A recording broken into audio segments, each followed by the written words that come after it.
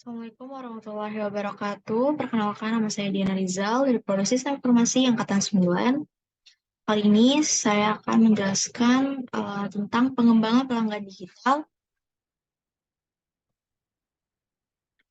Berikut adalah agenda atau topik utama yang akan saya bahas dalam presentasi kali ini, yaitu Customer Validations, Customer Profile, Hipotesis Inovasi Digital, dan wawancara. Yang pertama, mengapa customer validation itu penting? Customer validation adalah langkah kunci dalam pengembangan produk atau layanan karena membantu mengurangi risiko, memahami kebutuhan pelanggan, memvalidasi kesesuaian produk dengan pasar, menghemat waktu dan sumber daya, meminimalkan perubahan pasca peluncuran, dan meningkatkan penerimaan produk. Ini adalah alat penting untuk memastikan bahwa perkembangan produk kita berjalan sesuai dengan kebutuhan pasar, mengurangi risiko, dan meningkatkan peluang kesuksesan bisnis kita. Berikut salah satu alat untuk mengidentifikasi atau alat bantu untuk mendefinisikan model bisnis kita, yaitu yang pertama ada Business Model Canvas, yang merupakan kerangka kerja yang dikenal banyak untuk mendefinisikan model bisnis startup dengan 9 elemen. Tujuan BMC itu sendiri untuk menjelaskan, menilai, memvisualisasikan, serta mengubah model bisnis sehingga kinerja yang dihasilkan oleh startup lebih maksimal. Model bisnis ini bisa diterapkan oleh semua jenis startup tanpa terbatas sektor usaha. Berikut ada implementasi dari tim 2 terkait dengan model BMC. Yang pertama itu karena studi kasus kita itu layanan catering, yang pertama kita menentukan key partnernya yang merupakan penyedia makanan dan minuman. Yang pertama, yang kedua ada key activities, yang mana key activities ini terdiri dari kerjasama dengan penyedia makanan dan minuman, melakukan observasi makanan dan minuman, mencari customer yang ingin mengadakan event, menghubungkan customer dan penyedia catering, ya juga ada value propositions, yaitu penyedia layanan profesional yang mengambil tanggung jawab untuk menjadi pihak ketiga antar catering dan customer. Ada juga customer relationship, yaitu email dan WhatsApp. Ada customer segment yang terdiri dari mahasiswa, pekerja, ibu rumah tangga, event organizer, bazar, ibu PKK, dan channels-nya kita menggunakan WA Group. Ada juga key resource-nya di sini catering, cost structure-nya itu biaya marketing, biaya transportasi, dan revenue streams-nya itu penyedia layanan catering. Ada juga Lean Canvas. Lean Canvas adalah alat penting dalam pengembangan bisnis, memungkinkan pengusaha dan pengembang produk untuk merumuskan konsep bisnis secara ringkas dan fokus. Sebagian dari metodologi Lean Startup oleh Eric Ries, alat ini menggunakan rencana bisnis lama atau tradisional yang rumit dengan pendekatan yang lebih cepat dan sederhana, memungkinkan identifikasi elemen kunci bisnis serta pengujian hipotesis dengan efisien. Berikut adalah implementasi dari tim 2 untuk studi kasus catering. Yang pertama, kita mengidentifikasi problem terkait catering itu sendiri. Ada kurang informasi tentang catering, kesulitan memilih catering, sulit negosiasi dengan penyedia, dan tingkat stres tinggi dalam organisasi acara. Yang kedua, kita juga mengidentifikasi solutions dari studi kasus kita, yaitu kita ada sebagai penghubung antara pelanggan dan penyedia catering. Peran kita adalah memahami keinginan pelanggan, menyesuaikan dengan anggaran, dan mengatur solusi makanan yang tepat. Unique value proposition dari kita sendiri adalah kemudahan dan kepercayaan dalam memenuhi selera kuliner customer. Unfair advantage-nya pengetahuan mendalam tentang penyedia catering dan menu, jaringan luas dengan penyedia terpercaya, kemampuan negosiasi optimal, pemahaman terhadap preferensi pelanggan, manajemen acara profesional, layanan pelanggan yang unggul. Customer segment-nya yaitu untuk acara khusus, individu yang merencanakan pernikahan, ulang tahun perusahaan atau acara khusus lainnya yang memerlukan catering. Organisasi sekolah yang terdiri dari ibu PKK dan organisasi yang memerlukan catering untuk acara-acara mereka. Individu pribadi juga ada, orang-orang yang ingin menyajikan hidangan spesial untuk acara pribadi. Channels-nya di sini kita, via medsos dan WA, berbeda dengan BMC tadi itu hanya WA group. Untuk Lean Canvas ini ada juga early adopters-nya itu terdiri dari pekerja, ibu PKK, mahasiswa, dan event organizer. Dan key metrics-nya kontak atau hubungi jasa catering, konsultasi dan penyesuaian menu, lakukan pembayaran dan konfirmasi. Existing alternatifnya mengefisiensi waktu dan tenaga, cost structure-nya biaya marketing dan biaya transportasi, high level konsep kita itu pesan catering membantu menghemat waktu. Revenue streams-nya berasal dari komisi dan biaya jasa perantara. Komisi dikenakan kepada penyedia catering, sementara biaya jasa perantara dapat dibebankan kepada pelanggan atau penyedia catering. Selanjutnya, bagaimana cara menentukan customer profile, job activities, pains, and gains? Jelaskan dengan contoh sesuai dengan studi kasus masing-masing. Sebelumnya, apa sih customer profile itu? Customer profile merupakan gambaran lengkap tentang siapa pelanggan yang kita targetkan. Ini bisa mencakup informasi tentang siapa mereka, di mana mereka tinggal, apa yang mereka suka, bagaimana mereka berbelanja. Dengan memahami profile pelanggan ini, bisnis bisa lebih baik dalam memuaskan kebutuhan dan keinginan pelanggan. Bagian utama dalam menentukan customer profile itu meliputi job activities, pain, dan gains. Berikut adalah cara menentukan customer profile yang baik dan benar. Yang pertama, select customer segments. Itu kita pilih beberapa customer yang kita targetkan. Yang kedua, identify customer jobs. Jadi kita setelah memilih beberapa segmen customer pelanggan kita yang kita targetkan, kita mengidentifikasi sendiri apa sih jobs dari beberapa customer yang sudah kita pilih. Yang ketiga, kita mengidentifikasi nih beberapa pains yang terjadi atau yang dialami oleh customer yang udah kita targetkan, juga mengidentifikasi gains yang mereka alami atau mereka punya terkait dengan customer yang sudah kita pilih tadi. Lalu kita mengkerucutkannya dengan memprioritaskan jobs, pain, dan gains mereka.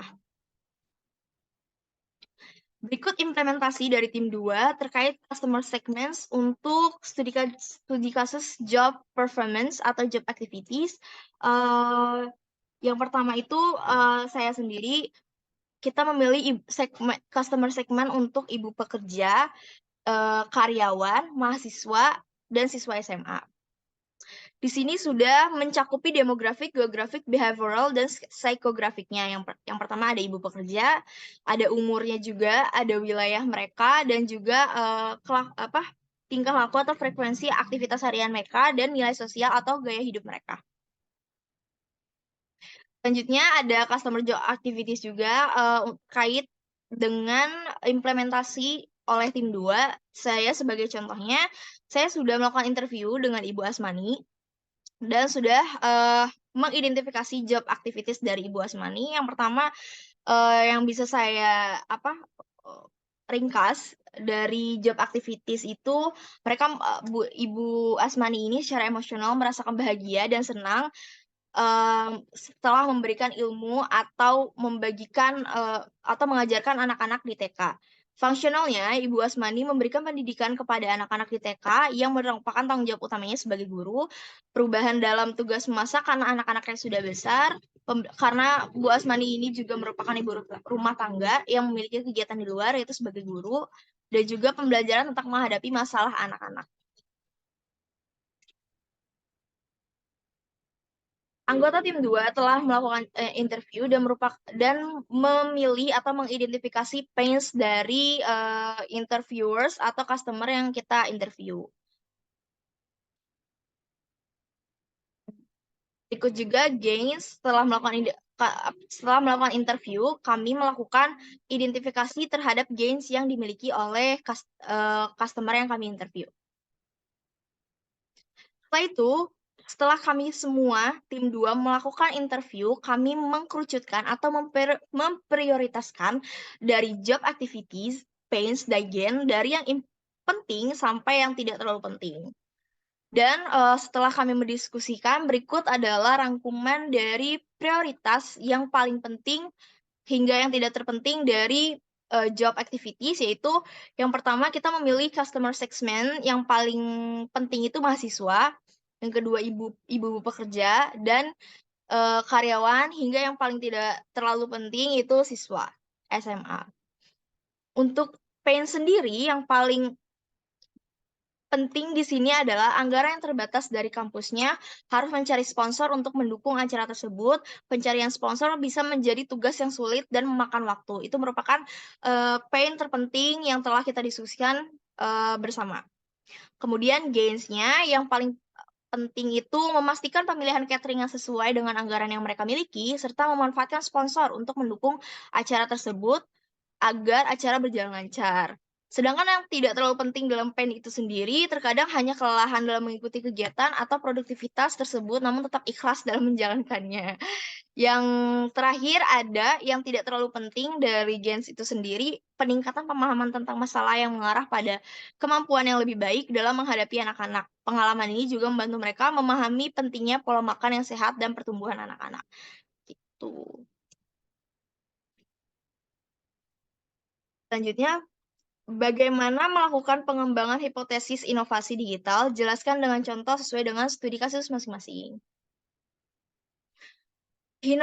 Hipotesis inovasi digital itu merupakan seperti perkiraan atau tebakan kita saat kita ingin mencoba teknologi digital baru dalam proyek atau organisasi. Kita gunakan ini untuk merencanakan, mencoba, dan melihat seberapa baik ide atau perubahan digital tersebut berfungsi. Terdapat 3 langkah untuk mengembangkan hipotesis inovasi digital yang baik. Yang pertama, identifikasi hipotesis, buat prioritas hipotesis, dan identifikasi dan prioritaskan yang paling berisiko. Seperti yang sudah kita lakukan di atas tadi. Berikut adalah 3 aspek dari, hipotesis yang baik itu tersendiri. Yang pertama ada visible, desirable, dan available. Visible itu sendiri, "Can we do this?" Itu tuh pertanyaan tentang risiko, di mana perusahaan tidak bisa me-manage atau menskalakan resikonya dari kunci sumber masalah itu sendiri. Yang kedua ada desirable, do they want this? Itu merupakan resiko di mana market atau perusahaan menargetkan, pasar yang kecil gitu. Yang ketiga ada viable, should we do this? Itu merupakan, risiko yang perusahaan itu sendiri tidak bisa, meng-handle-nya atau men-generate-nya. Berikut implementasi dari, tim 2 terkait, identifikasi hipotesis yang telah kita lakukan. Jadi berikut hipotesis yang telah kita rangkum dan, setelah kita identifikasi hipotesis-hipotesis setelah interview, kita juga mengkerucutkan mana, yang menjadi prioritas yang paling berisiko.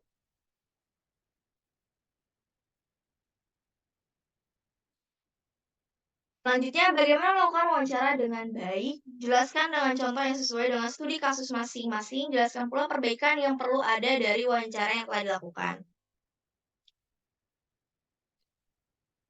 Oke, untuk, wawancara atau interview yang baik itu terdapat 8 peraturan.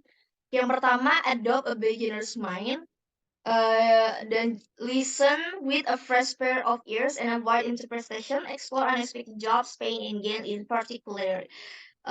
Bisa dibilang kita lebih, memasang telinga kita untuk mendengar interpretasi lebih awal.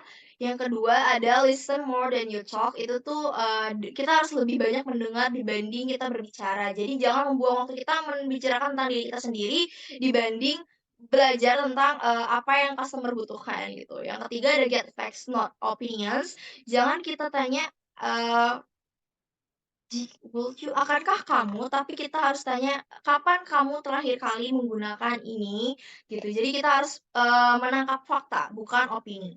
Yang keempat ada ask why to get a real motivations, kita harus bertanya, "Kenapa kamu butuh ini? Kenapa ini penting buat kamu? Kenapa ini merupakan pains untuk kamu?" Yang kelima ada the goal of customer insight interview is not selling, even if a sale is involved, it's about learning. Jadi kita jangan Jadi kita jangan menanyakan, "Akankah kamu membeli, produk kita? Akankah kamu membeli apa yang kita punya?" Jangan, tapi kita harus tanya, eee, ap apa kriteria keputusan yang akan kamu buat sehingga kamu bisa membeli ini? Yang keenam ada don't mention solutions. Jadi kita jangan mention apa yang akan kita tawarkan, apa yang kita punya gitu. Jadi kita lebih memfokuskan apa sih, yang customer itu butuhkan dibanding kita harus mempromosikan terlebih dahulu apa yang kita punya, inovasi yang kita punya gitu. Follow up. Jadi kita minta izin kepada customer kita yang kita interview, apakah kita boleh saling kontakkan untuk, mungkin terkait nanti kita akan melakukan interview, lebih lanjut atau kita akan melakukan, testing prototype gitu.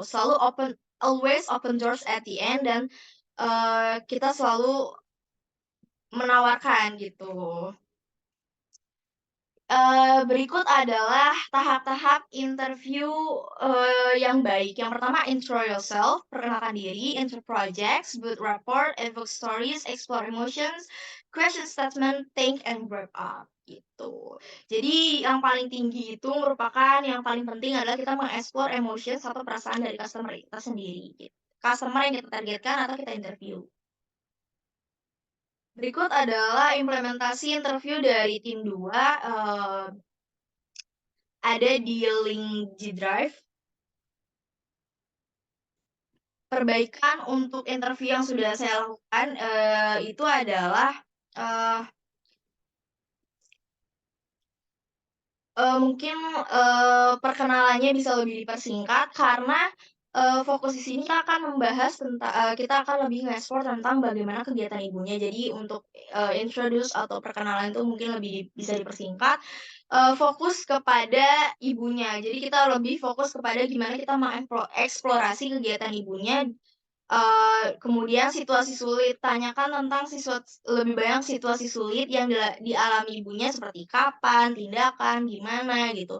Dan harus, karena explore emotion itu paling tinggi, harusnya tuh saya lebih spesifik untuk nanya tentang perasaan ibunya, apakah ibunya stres, bahagia, atau terinspirasi, harus lebih banyak mendalami tentang pertanyaan explore emotion. Yang kelima ada pertanyaan terbuka, harus lebih banyak menggunakan pertanyaan terbuka yang membuat ibunya menjawab lebih dalam lagi. Yang terakhir, lebih menekankan pelajaran atau apa yang bisa menjadikan ibunya, eee, membuat kegiatan ibunya itu lebih bermanfaat atau lebih berarti buat ibunya. Gitu sih, perbaikan untuk interviewnya.